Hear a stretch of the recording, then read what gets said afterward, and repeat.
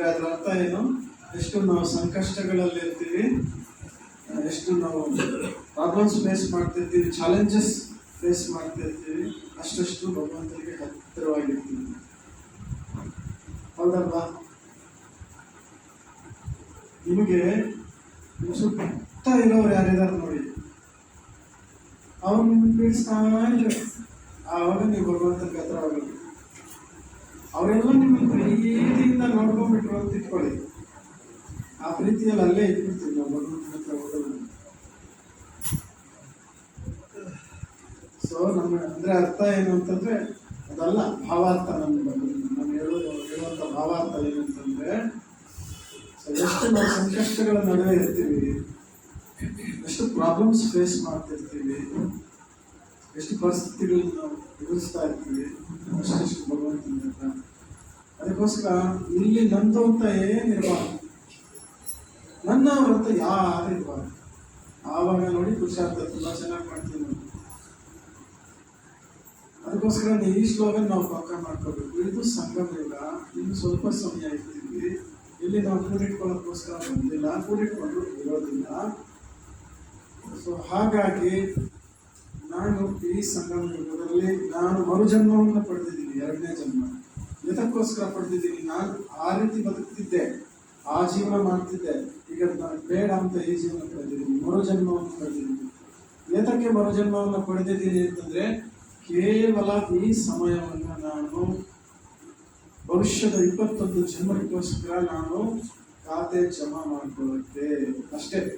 ಅಷ್ಟೇ ಗುರಿ ಇಟ್ಕೋಬೇಕು ನಾವು, ಇನ್ನೇನಿಲ್ಲ. ಯಾಕೆಂದ್ರೆ ನಮ್ಮಪ್ಪ ಅಲೌಕಿಕ ಪಿತಾ ಬ್ರಹ್ಮ ಬಾಬಾ ಶ್ರೀಕೃಷ್ಣ ಮಹಾವಿಷ್ಣು ನಾರಾಯಣ ಆಗಿರುವಂಥವರು ಸಾಧಾರಣವಾಗಿದ್ದಾರೆ. ಹಾಗಾಗಿ ನಾವು ಕೂಡ ಇಲ್ಲ ಅಂದರೆ ಸಾಧಾರಣತೆ ಇದೆ, ವೇಳೆ ಇದ್ರೂ ಕೂಡ ನಾವು ಬುದ್ಧಿಯಿಂದ ಸಾಧಾರಣರಾಗಿರ್ಬೇಕು. ನಮ್ಮ ತಂದೆ ಹೆಂಗೆ ಸಾಧಾರಣರಾಗಿದ್ದಾರೆ ಕೊನೆ ಜನ್ಮದಲ್ಲಿ, ನಾವು ಕೂಡ ಅದೇ ರೀತಿ ಸಾಧಾರಣರಾಗಿದ್ದೀವಿ. ನಮ್ಮ ಬುದ್ಧಿಯನ್ನು ಸಾಧಾರಣವಾಗಿ ನಾವು ಮಾಡ್ಕೋಬೇಕು. ಹೌದಾ? ತಂದೆ ಇದ್ದ ಮಕ್ಕಳು, ಅವ್ರು ಕೃಷ್ಣ ಆದಾಗ ನಾವು ಹೋಗೋಣ, ಜೊತೆಯಲ್ಲಿ ಆಟ ಆಡೋಣ. ಅವರು ರಾಜ್ಯ ನಾರಾಯಣ ಆದಾಗ ನಾವು ಹೋಗೋಣ ರಾಜ್ಯದಲ್ಲಿ. ಅವರು ವಿಕ್ರಮಾದಿತ್ಯ ಆಗಿ ಭಕ್ತಿ ಪ್ರಾರಂಭ ಮಾಡಿದ್ರೆ ನಾವು ಪ್ರಾರಂಭ ಮಾಡ್ತೀವಿ. ಅವರು ಭಗವಂತನ ಮಗುವಾದ್ರ ನಾವು ಭಗವಂತನ ಮಗುವಾಗೋಣ. ಅವರು ಸಾಧಾರಣ ಆದರೆ ಎಲ್ಲ ಇರೋದೆಲ್ಲ ತ್ಯಾಗ ಮಾಡಿ ಸಾಧಾರಣ ಆದ್ರೆ ನಾವು ಸಾಧಾರಣ. ಎಲ್ಲವನ್ನು ದೃಷ್ಟಿ ಅಂತ ತಿಳ್ಕೊಳ್ಳೋದು. ಅವರು ಸಾಧಾರಣ, ನಾವು ಸಾಧಾರಣ. ಅವರು ಪುರುಷಾರ್ಥ ಮಾಡಿ ಈಗ ನಮಗೋಸ್ಕರ ಕಾಯ್ತಿದ್ದಾರೆ, ಬಲಿಷ್ಠ ಆಗಿದ್ದಾರೆ, ಅದಾಗೋಣ. ಹೌದಾ? ಅವರು ರಾಜ್ಯ ಆಡಿದ್ರು, ನಾವು ರಾಜ್ಯದಲ್ಲಿ ಅವ್ರು ಭಕ್ತಿ ಪ್ರಾರಂಭ ಮಾಡಿದ್ರು, ನಾವು ಭಕ್ತಿ ಪ್ರಾರಂಭ ಮಾಡಿದ್ವಿ. ಅವ್ರು ಬಾಬುವ್ರ ಮಗುವಾದರು, ನಾನು ಬಾಬುವ್ರ ಮಗುವಾದೆ. ಅವ್ರು ಸಂಪೂರ್ಣವಾಗಿ ಮೇಲಿದ್ದಾರೆ, ನಾನು ಸಂಪೂರ್ಣವಾಗಿ ಇಷ್ಟೇ. ಕಾನ್ಸೆಪ್ಟ್ ಇಷ್ಟೇ ತಾನೇ. ಸೊ ನಾನು ನಿಶ್ಚಿಂತನಾಗಿರಬೇಕು, ಸಂತುಷ್ಟನಾಗಿರ್ಬೇಕಂತಂದ್ರೆ ನನ್ನ ಸ್ಲೋಗನ್. ಅದಕ್ಕೇನೆ ನನಗೆ ನೀಡು ಶಿವ ಇಷ್ಟ ಆಗುತ್ತೆ. ನೀಡು ಶಿವ ನೀಡದಿರೋ ಶಿವ ಬಾಗುವುದು ನನ್ನ ಕಾಯ. ಮಾಳಿಗೆ ಕೊಟ್ಟರು, ಮಾಳಿಗೆ ಅಂದರೆ ಮಹಲ್ ಮಂದಿರ, ಮಾಳಿಗೆ ಕೊಟ್ಟರು ಮರದಡಿಗೆ ಇಟ್ಟರು, ನಾನಂತೂ ನಿನ್ನಲಾರೆ. ಇದನ್ನು ನಾವು ಪಕ್ಕ ಮಾಡ್ಕೋಬೇಕು ಅಷ್ಟೇ. ಈ ಗೀತೆನ ನಮ್ಮ ಲೈಫ್ ಪಕ್ಕ ಮಾಡ್ಕೋಬೇಕು. ನೀನು ಮರದ ಕೆಳಗಡೆ ಆದರೂ ಇಡು, ಮಹಡಿಯಲ್ಲಾದರೂ ಇಡು. ಇನ್ನು 36 ಪ್ರಕಾರದ ಬ್ರಹ್ಮಭೋಜನ ಆದರೂ ಕೊಡು, ನೀರಾದರೂ ಕೊಡು, ಎಲ್ಲದಕ್ಕೂ ರೆಡಿ. ನಮ್ಮ ದಾದಿ ಅವರು ಸರಿ ಬಟ್ಟಿ ಮಾಡುವಾಗ ಹೇಳಿದ್ರು ಏನಂತ, ನೀವು 36 ಪ್ರಕಾರ ಕೊಟ್ಟರು ರೆಡಿ ಇರಬೇಕು, ಬರೀ ನೀರಲ್ಲಿರೋಕ್ಕೂ ರೆಡಿ ಇರಬೇಕು. ಅದಕ್ಕೋಸ್ಕರ ನಾವು 36 ಪ್ರಕಾರ ಭೋಜನ ಮಾಡಿದ್ದೀವಿ, ಬರೀ ನೀರು ಕುಡ್ಕೊಂಡು ಇದ್ದೀವಿ 24 ದಿವಸ. ನಮಗೊಂದು ಧೈರ್ಯ ಬಂತವಾಗ, ಇಲ್ಲ ಅಂತಿಮದಲ್ಲಿ ಏನು ಸಿಕ್ಕಿಲ್ಲ ಅಂದ್ರೆ ನೀರು ಕುಡ್ಕೊಂಡು ಬದುಕೋದು ಅಂತೇಳಿ. ಸೊ ಹಾಗಾಗಿ ಈ ಸ್ಲೋಗನ್ ನಾವು ನಿಶ್ಚಿಂತವಾಗಿರ್ಬೇಕಂತಂದ್ರೆ, ಸಂತುಷ್ಟವಾಗಿರ್ಬೇಕಂತಂದ್ರೆ. ಯಾಕೆಂದ್ರೆ ಸಂತುಷ್ಟತೆ ಅನ್ನೋದು 10 ಎಕರೆ ಜಾಗದಲ್ಲಿಲ್ಲ, ಸಂತುಷ್ಟತೆ ಅನ್ನೋದು ಎಫ್ಡಿನಲ್ಲಿಲ್ಲ, ಸಂತುಷ್ಟತೆ ಅನ್ನೋದು ಕಬೋರ್ಡಲ್ಲಿ ಚಿನ್ನಾಭರಣಗಳಲ್ಲಿಲ್ಲ, ಲಾಕರ್ಗಳಲ್ಲಿಲ್ಲ. ಸಂತುಷ್ಟತೆ ಅನ್ನೋದು ಎಲ್ಲಿದೆ?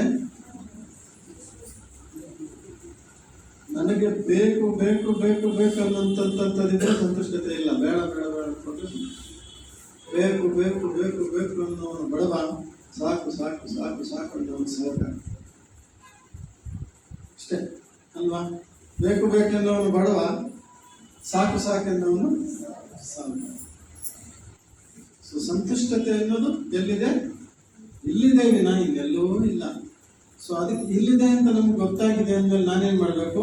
ಇದನ್ನ ನಿಯಂತ್ರಣದಲ್ಲಿ ಇಟ್ಕೋಬೇಕು, ಕಂಟ್ರೋಲಲ್ಲಿ ಇಟ್ಕೋಬೇಕು.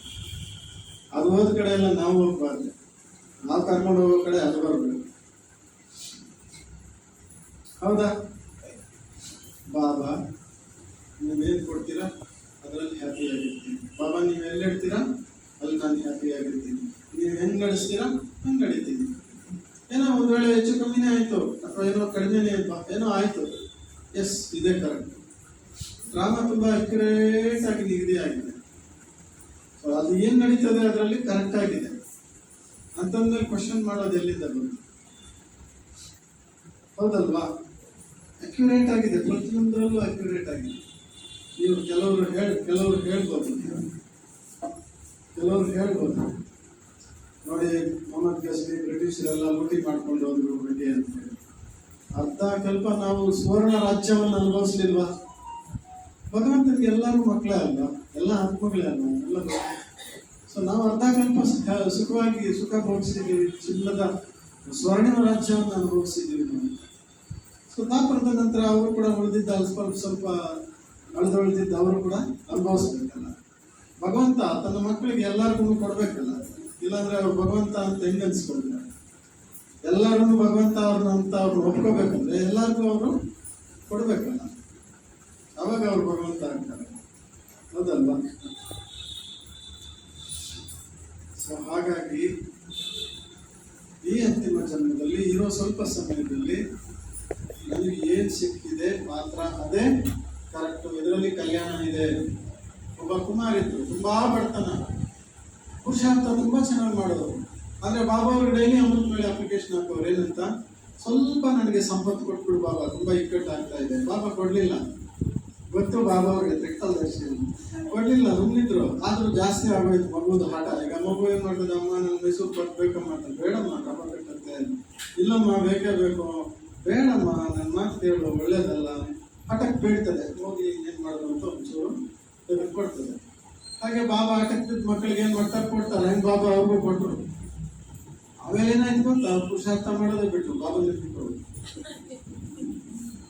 ಹಾಗಾಗಿ ಈಗ ನಮ್ಗೇನು ಸಿಕ್ಕಿರ್ತದೆ, ನಮಗೇನು ಸಿಕ್ಕತ್ತೆ, ಏನು ನನ್ನ ಸುತ್ತ ಸಂಬಂಧ ಇದೆ, ಏನು ನನಗೆ ಸಿಗ್ತಾ ಇದೆ, ನಾನು ಎಲ್ಲಿದ್ದೀನಿ, ನಾನು ಏನು ಮಾಡ್ತಾ ಇದ್ದೀನಿ, ನಾನು ಹೇಗಿದ್ದೀನಿ, ಇದೇ ಕರೆಕ್ಟು. ಇದರಲ್ಲೇ ನನ್ನ ಉನ್ನತಿ ಇದೆ.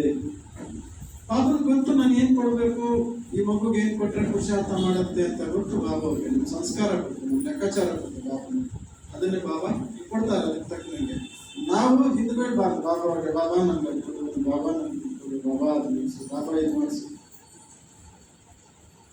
ಅಲ್ವಾ? ನೆನಪು ಮಾಡ್ಬೇಕು ಅಂತ ನೆನಪು ಮಾಡ್ಬೇಕು ಅಂತ